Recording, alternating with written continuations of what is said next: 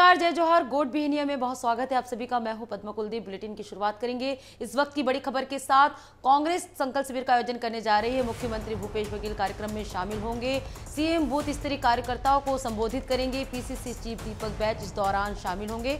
दावेदार सहित बड़ी संख्या में कार्यकर्ता शामिल होंगे। सभी वर्तमान विधायक भी इस दौरान मौजूद रहेंगे। तो सीएम बूथ स्तरीय कार्यकर्ताओं को संबोधित करेंगे। कांग्रेस संकल्प शिविर का आयोजन करने जा रही है। इस दौरान पीसीसी चीफ दीपक बैच भी शामिल होंगे। सभी वर्तमान विधायक भी इस दौरान मौजूद रहेंगे। तो बता दें कि दावेदार सहित बड़ी संख्या में कार्यकर्ता संकल्प शिविर में मौजूद रहेंगे। तो कांग्रेस संकल्प शिविर का आयोजन करने जा रही है। सीएम भूपेश बघेल शामिल होंगे, वहीं सभी वर्तमान विधायक भी मौजूद रहेंगे। इस संकल्प शिविर में पीसीसी चीफ दीपक बैच भी शामिल होंगे। मुख्यमंत्री भूपेश बघेल कार्यकर्ताओं को संबोधित करेंगे। बूथ स्तरीय कार्यकर्ताओं को संबोधित करेंगे संकल्प शिविर के दौरान। बता दें कि पीसीसी चीफ दीपक बैच भी संकल्प शिविर में शामिल होंगे। साथ ही सभी वर्तमान विधायक भी इस दौरान मौजूद रहेंगे। वहीं दावेदार सहित बड़ी संख्या में कार्यकर्ता मौजूद रहेंगे। तो इस वक्त की बड़ी खबर आपको बता रहे हैं। कांग्रेस संकल्प शिविर का आयोजन कर रही है, जिसमें सीएम भूपेश बघेल शामिल होंगे। उनके साथ पीसीसी चीफ दीपक बैच भी शामिल होंगे। साथ ही सभी वर्तमान विधायक भी मौजूद रहेंगे। मुख्यमंत्री भूपेश बघेल सभी बूथ स्तरीय कार्यकर्ताओं को संबोधित करेंगे।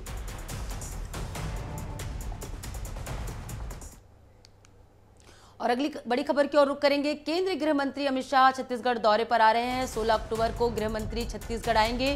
पूर्व सीएम डॉक्टर रमन सिंह के नामांकन भरने के दौरान मौजूद रहेंगे। तो बता दें कि राजनांदगांव में एक रैली और आम सभा का भी आयोजन किया जा रहा है, जिसको संबोधित करेंगे गृह मंत्री। तो पूर्व सीएम रमन सिंह के नामांकन भरने के दौरान मौजूद रहेंगे। 16 अक्टूबर को गृह मंत्री अमित शाह छत्तीसगढ़ दौरे पर आ रहे हैं। चुनावी ऐलान होने के बाद पहली बार जो है गृह मंत्री अमित शाह छत्तीसगढ़ दौरे पर आ रहे हैं। पूर्व सीएम डॉक्टर रमन सिंह के नामांकन भरने के दौरान राजनांदगांव में मौजूद रहेंगे। साथ ही राजनांदगांव में रैली और आम सभा को संबोधित करेंगे। तो 16 अक्टूबर को छत्तीसगढ़ दौरे पर आ रहे हैं केंद्रीय गृह मंत्री अमित शाह।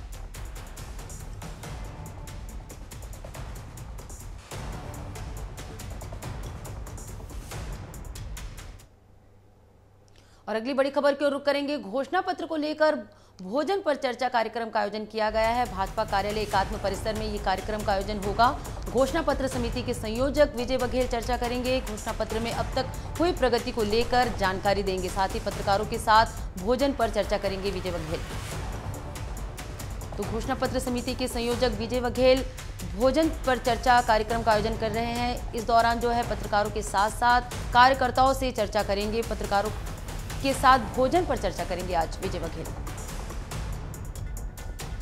तो घोषणा पत्र को लेकर भोजन पर चर्चा कार्यक्रम का आयोजन करने जा रही है बीजेपी। इस दौरान भाजपा कार्यालय एकात्म परिसर में कार्यक्रम का आयोजन किया गया है। भोजन पर चर्चा करेंगे विजय बघेल। साथ ही घोषणा पत्र समिति के संयोजक विजय बघेल पत्रकारों से भी चर्चा करते हुए नजर आएंगे।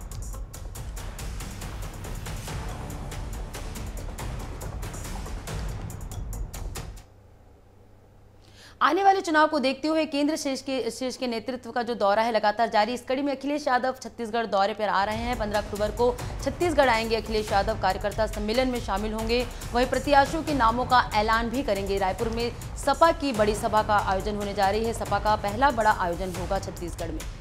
तो कार्यकर्ता सम्मेलन में शामिल होने के लिए 15 अक्टूबर को अखिलेश यादव छत्तीसगढ़ दौरे पर आ रहे हैं। प्रत्याशियों के नामों का इस दौरान जो है ऐलान करेंगे। छत्तीसगढ़ में बड़े सभा का जो है आयोजन करने जा रही है सपा। तो ये पहला बड़ा आयोजन होगा सपा का छत्तीसगढ़ में। तो रायपुर आ रहे हैं अखिलेश यादव 15 अक्टूबर को।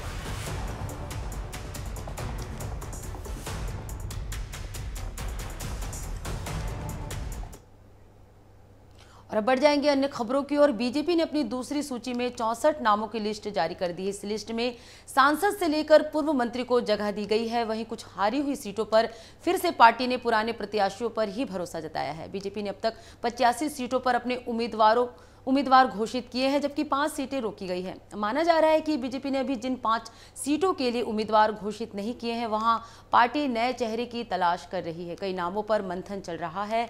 पार्टी सूत्रों का कहना है कि जल्द ही बीजेपी इन बची हुई सीटों के लिए भी उम्मीदवार घोषित कर देगी। कांग्रेस इसको लेकर तंज कसा है। कहा है कि बीजेपी ने जिन 5 सीटों पर अपने उम्मीदवार नहीं उतारे हैं वे सभी हाई प्रोफाइल सीटें हैं। अंबिकापुर भी हाई प्रोफाइल सीटों में से एक है। इस सीट पर प्रदेश के स्वास्थ्य मंत्री टीएस सिंहदेव अपनी उम्मीदवारी पेश करते हैं। भाजपा यहां से चुनाव हार चुकी है। अनुराग सिंहदेव को टिकट देने की मूड में नहीं है। हालांकि बीजेपी का दावा है कि 5 सीटों पर प्रत्याशियों की घोषणा जल्द कर दी जाएगी।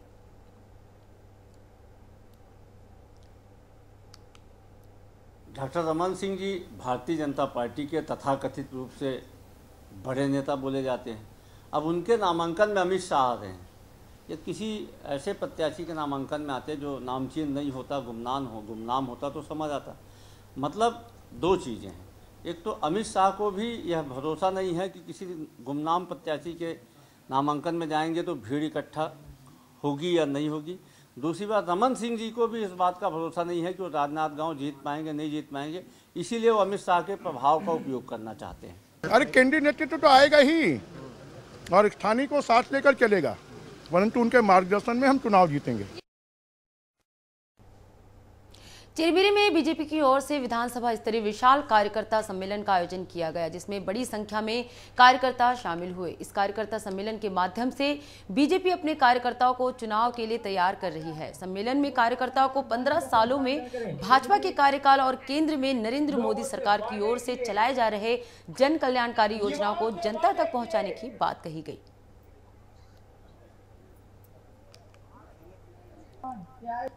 ये कार्यक्रम विधानसभा सम्मेलन है। इसमें मनंदगढ़ विधानसभा के सभी कार्यकर्ता बूथ स्तर तक के उनको बुलाया गया है। उसमें नई ऊर्जा, नया जोश भरना है और आने वाले समय में हमारा विधानसभा चुनाव जो 17 नवंबर को होना है उसको कैसे जीत दर्ज करें, उसके लिए कार्यकर्ताओं में जोश और ऊर्जा भरने के लिए आज का यह बैठक बुलाया गया है। डोंगरगढ़ के जटाशंकर मंदिर में शुक्रवार को भारतीय जनता पार्टी से प्रत्याशी विनोद खांडेकर ने महाकाल का विधि विधान से पूजा अर्चना कर आशीर्वाद लिया। इस दौरान मीडिया से चर्चा करते हुए कहा कि भारतीय जनता पार्टी ने मुझे मौका दिया है और निश्चित रूप से पार्टी के सिद्धांतों के साथ जनमानस के लिए काम करूंगा। डोंगरगढ़ क्षेत्र में विकास की गंगा बहेगी। पूरे क्षेत्र में भाजपा का माहौल है और देश के प्रधानमंत्री नरेंद्र मोदी जी को जनता चाहती है। हम गांव-गांव पहुंच रहे हैं। गांव में भी, शहर में भी भाजपा के पक्ष में माहौल है।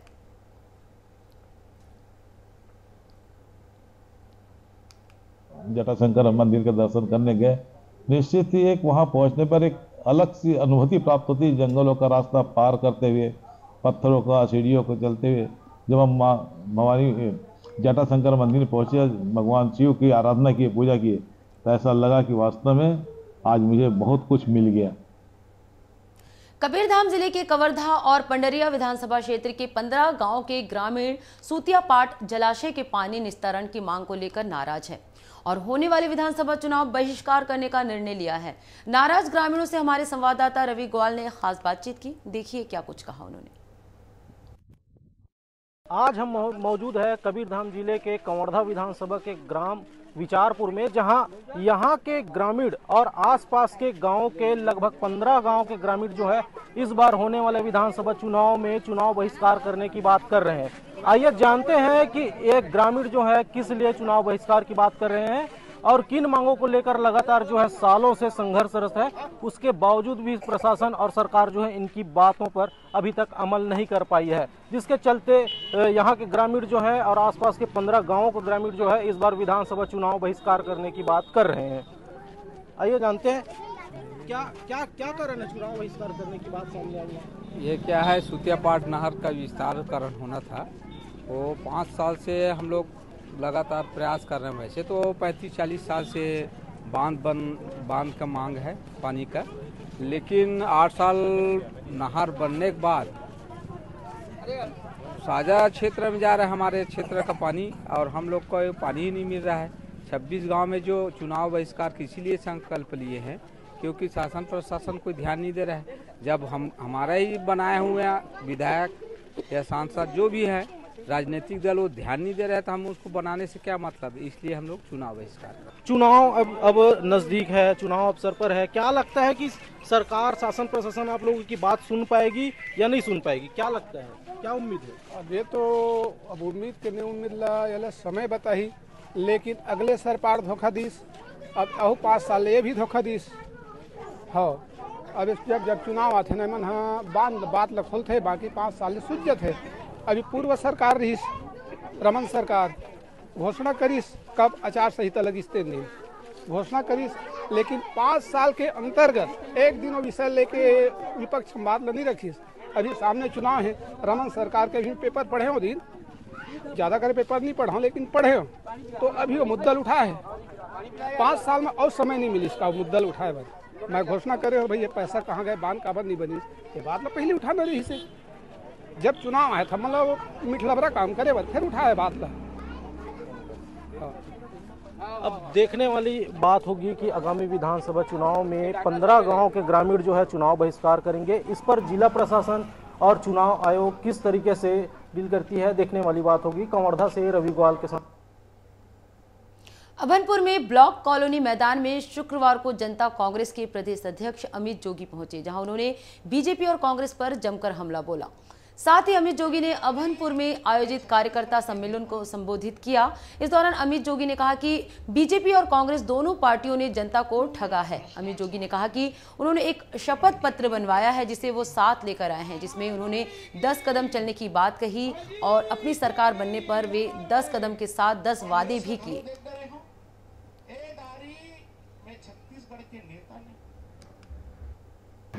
ऐसा कोई सगा नहीं जिसे भाजपा और कांग्रेस ने ठगा लिया। 15 साल हमने रमन सिंह जी का भाजपा का सरकार देख लिया, 5 साल भूपेश बघेल जी का सरकार देख लिया। चुनाव के पहले तो बड़ी बड़ी घोषणाएं होती हैं, उसके बाद भूल जाते हैं। मैं शपथ पत्र दाखिल करे हूँ, उनमें लिखे हूँ कि मोर लड़ाई ना तो कांग्रेस के खिलाफ है ना तो भाजपा के खिलाफ है, मोर लड़ाई केवल और केवल गरीबी के खिलाफ है। ये 10 कदम मैं लूँ और गरीबी ला खत्म करूँ। खेत जोते बराबर पूरा क्षेत्र ला घूमना है और पूरा दाई मातारी मन के आशीर्वाद लेना है।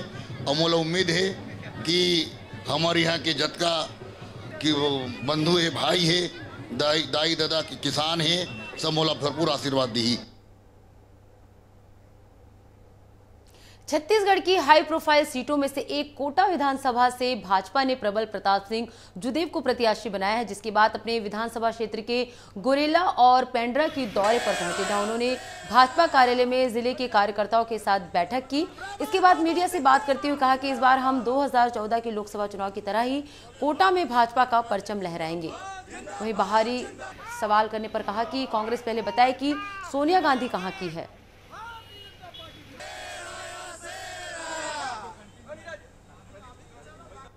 रजपुर से नहीं, कोटा हमारी कर्म भूमि है। पिताजी बिलासपुर के सांसद रहे हैं। ये जो जुमलेबाजी और ये अफवाह फैला रहे हैं धर्मी, इनकी बातों में नहीं आना है। और ये जो बाहरी जो कर रहे हैं, सबसे पहले इनसे पूछिए कि इनकी आका कहाँ की है सोनिया गांधी, और इनके राहुल बाबा कहाँ से लड़ते हैं चुनाव।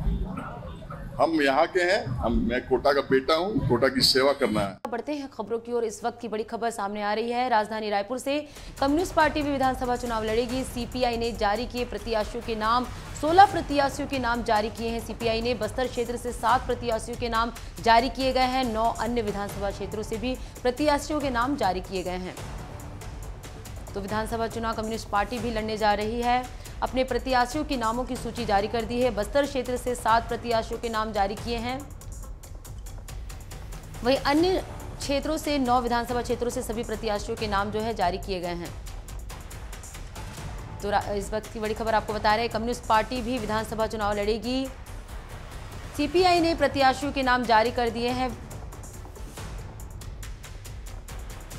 तो बता दें कि 16 प्रत्याशियों के नामों की लिस्ट जारी की है सीपीआई ने। बस्तर क्षेत्र से 7 प्रत्याशियों के नाम जारी किए और 9 अन्य क्षेत्रों से प्रत्याशियों के नाम जारी किए गए हैं।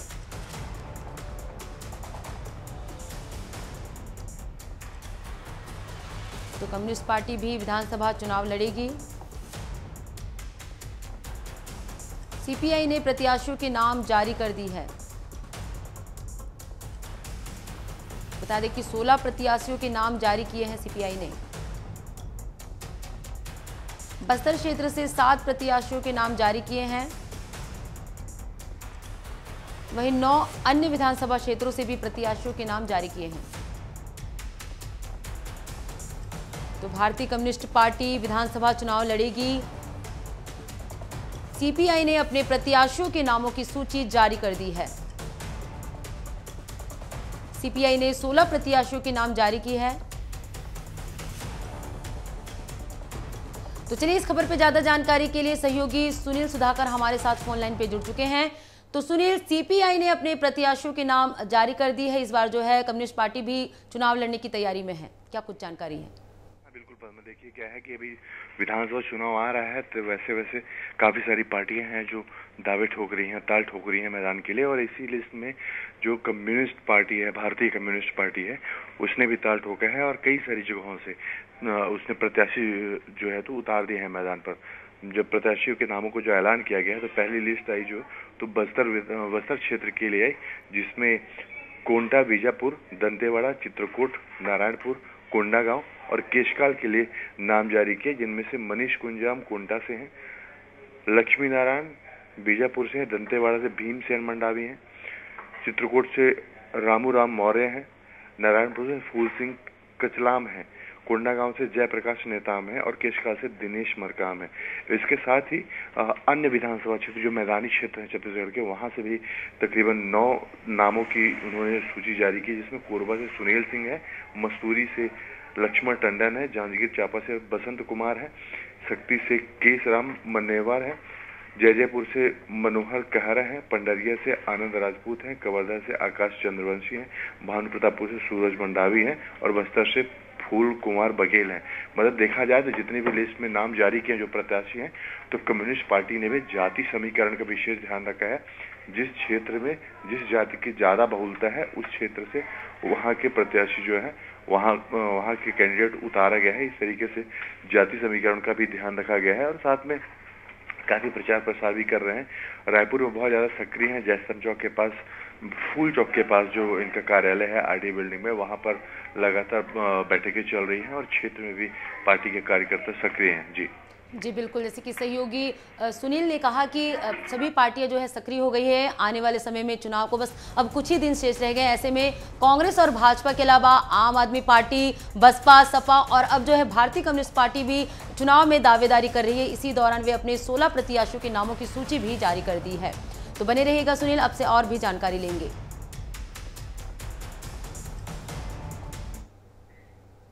और अगली बड़ी खबर की ओर रुख करेंगे। मंत्री जयसिंह अग्रवाल दिल्ली से बुलावा आया है। देर रात दिल्ली से उनको बुलावा आया है। हाई कमान ने अचानक दिल्ली बुलाया है। दिल्ली के लिए रवाना हुए मंत्री जयसिंह अग्रवाल। तो जयसिंह अग्रवाल को दिल्ली से बुलावा आया है। देर रात वे दिल्ली के लिए रवाना हो गए हैं। हाई कमान ने अचानक दिल्ली बुलाया है। तो दिल्ली के लिए जयसिंह अग्रवाल, मंत्री जयसिंह अग्रवाल जो है रवाना हो चुके हैं। हाई कमान ने उन्हें बुलावा भेजा है। तो मंत्री जयसिंह अग्रवाल दिल्ली के लिए रवाना हो चुके हैं। तो चलिए इस खबर पर ज्यादा जानकारी के लिए सुनील हमारे साथ फोन लाइन पे लगातार बने हुए हैं। तो सुनील, मंत्री जयसिंह अग्रवाल को हाईकमान ने जो है दिल्ली बुलाया है, क्या कुछ जानकारी है? पद्मा, देखिए मंत्री जो जयसिंह अग्रवाल हैं, राजस्व मंत्री हैं छत्तीसगढ़ के, और उनको हाईकमान ने देर रात फोन किया दिल्ली आने के लिए। उसके तुरंत बाद वो यहाँ से निकल गए और मंत्री जयसिंह अग्रवाल को फोन ऐसे समय पर आया जब उसके कुछ ही घंटे पहले, तकरीबन 1-1.5 घंटे पहले ही मुख्यमंत्री और प्रदेश अध्यक्ष दीपक बैज दिल्ली से रायपुर लौटे थे और उन्होंने टिकट को लेकर के चर्चा की थी, जिसमें उन्होंने कहा था कि लिस्ट फाइनल हो गई है, बस कुछ नाम बचे हैं जिनमें आखिरी चर्चा बची हुई है। और उसके बाद से उनको फोन आता है और चार्टर प्लेन से दिल्ली के लिए उड़ जाते हैं। ऐसे में ये कयास लगाए जा रहे हैं, चारों तरफ चर्चा है कि मंत्री जो हैं तो हो सकता है कि उनकी टिकट को लेकर के चर्चा हो। लोकसभा चुनाव के प्रत्याशी के तौर पर भी उनको काफी पहले चर्चा हो रही थी कि जयसिंह अग्रवाल जो है तो इस बार लोकसभा चुनाव लड़ेंगे। तो ऐसे में जो कयास लग रहे हैं कि हो सकता है कि कोरबा से किसी दूसरे को टिकट देने की तैयारी में है कांग्रेस, और इसीलिए दिल्ली बुलाया गया है ताकि लोकसभा चुनाव के लिए उनका नाम फाइनल किया जा सके और उनको मनाया जा सके कि विधानसभा चुनाव के लिए किसी दूसरे प्रत्याशी को कोरबा से उतारा जाएगा। जी, जैसे कि सहयोगी सुनील ने कहा कि हाई कमान ने दिल्ली देर रात जो है उन्हें बुलाया है। मंत्री जयसिंह अग्रवाल को, राजस्व मंत्री है जयसिंह अग्रवाल छत्तीसगढ़ में, तो कोरबा से टिकट की दावेदारी के संबंध में ही उन्हें दिल्ली बुलाया गया है। तो तमाम जानकारी के लिए सुनील आपका धन्यवाद।